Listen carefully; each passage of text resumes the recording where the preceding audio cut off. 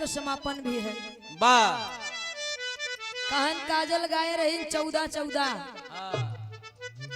अब भैया हम सवाल नहीं करे रहे आपसे, हम आपसे सवाल नहीं करे हैं न गीत के जवाब मांगे हैं। हम तब बाबा साहब के जीवन के बारे में बताए रहे कि बाबा साहब के जीवन में कई बार 14 आवा बा। अब तुलई के रामायण महाभारत सतयुग द्वापर त्रेतम पहुंच गया। इन तरह देखा जाए तो 4-4 हमसे सुन ला, 8-8 हमसे सुन ला, 10-10 हमसे सुन ला, 9-9 हमसे सुन ला। हम बाबा साहब के बारे में बताए रहे कि बाबा साहब के जीवन में 14 कई बार आवा। ये नहीं 14-14 गीत नहीं, बाबा साहब के जीवन के बारे में बताए रहे। जवाब सवाल आवा एक छोट से लोकगीत हुई है कि आज अपना संविधान खतरे में है बाबूजी, और इस संविधान को बचाना है। अपना संविधान खतरे में है तो इसको बचाना है। कहना है मास्टर साहब बजाओ तो एक लई तक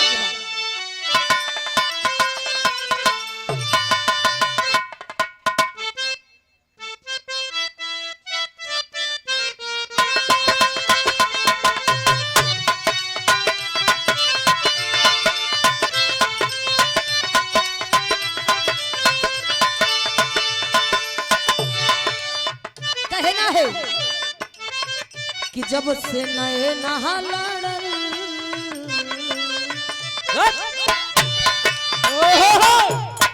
कि जब से नए नहा लड़ल बात आगे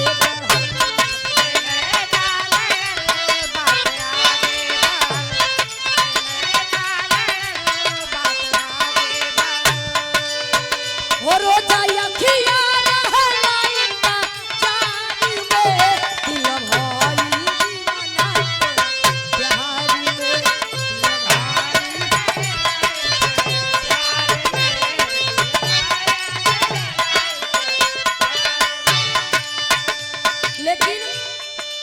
कहना है कि आज संविधान खतरे में है। राजू भैया, हे राजू भैया, फोन के लाइट तेज कैला, हमरे फोन के लाइट तेज कैला। कहना है का कि सोना बहु जाना भाई फिर से छिड़ल बा लड़ाई।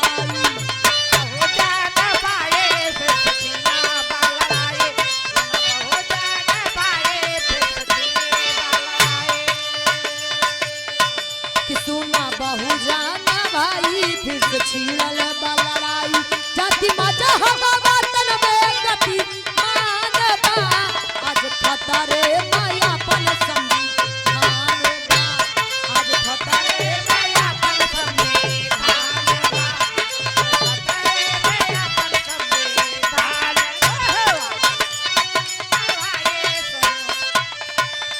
हे भैया सुना बहुजन भाई फिर से छिड़ल बा लड़ाई।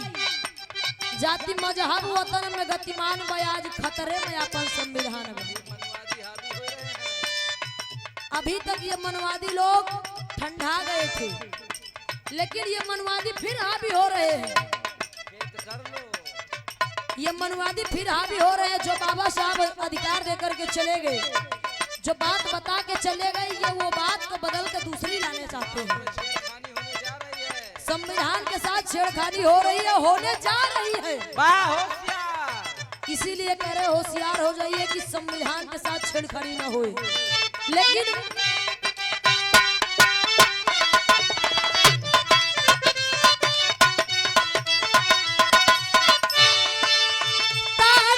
धोखा ले बा फिर से सुनामी लागू करन चाहे फिर से गुलामी।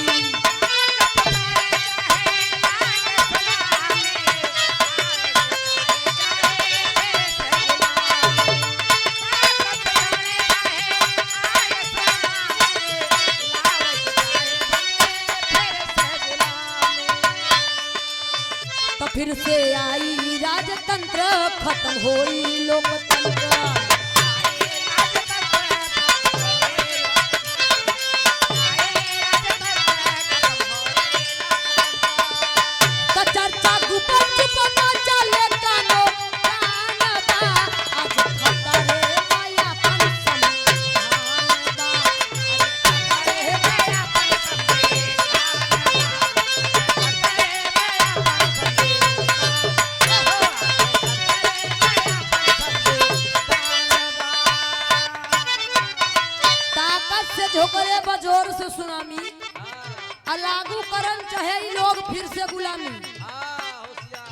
खत्म होई, शुरू होई राजतंत्र, खत्म होई लोकतंत्र।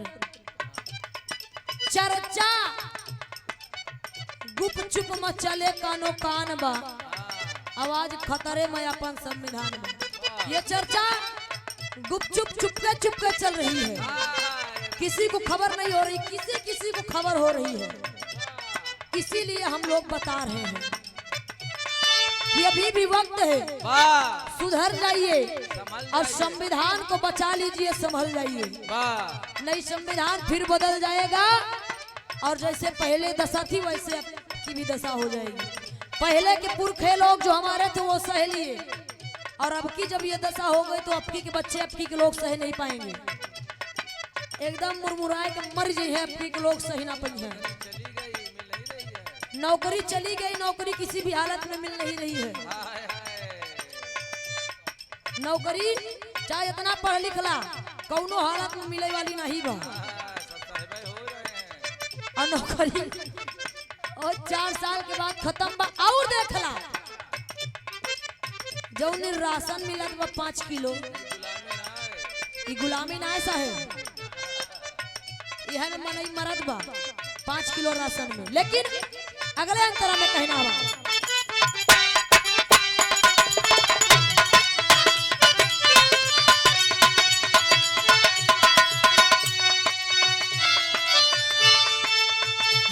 अधिकार पर भी लागल बाटे पहाड़ा, भीतर भीतर कौनो साजिश बहारा।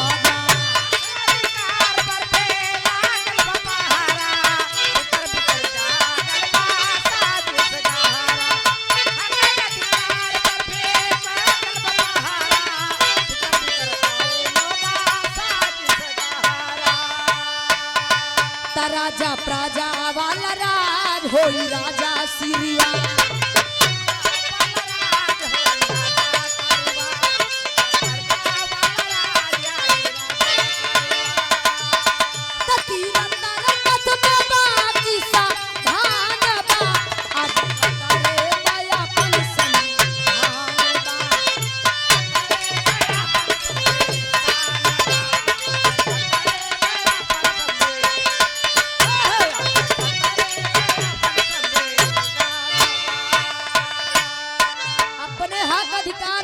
पे पहरा लागल जात बा। अब भीतर भीतर साजिश चलत बा, राजा प्रजा वाला राज खत्म, अब राजसी रिवाज होगा भैया, अब राजसी रिवाज होगा।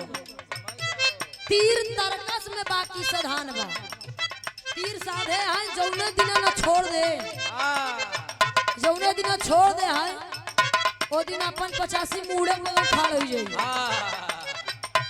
यही से अब भाई से समझ जा कि मूड़े के बगल खड़ा हो के नौबत ना आवे, कहना है का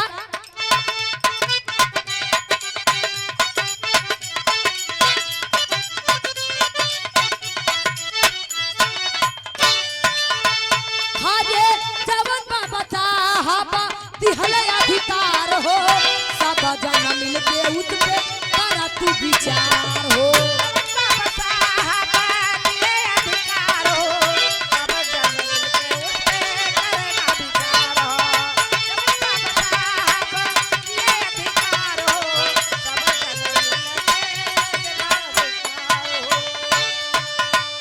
छल से जाई बात चलाई गई नौकारी छिनाई,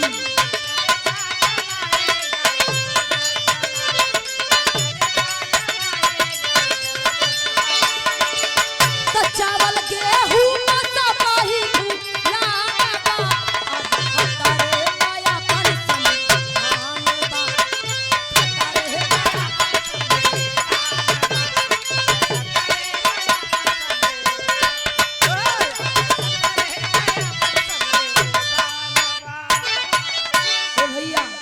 जौन बाबा साहब अधिकार दे के चला गए उस पर विचार करिए।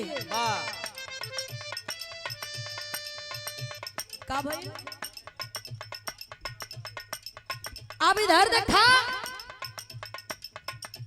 फिर आप लोगों के बीच में गुलामी आ जाए और नौकरी तो छिनाई गई, चावल गेहूं सब ही भुलान बाज खतरे मायापन तयावे बाला हिमालय तूफान बा आज खतरे मायापन चली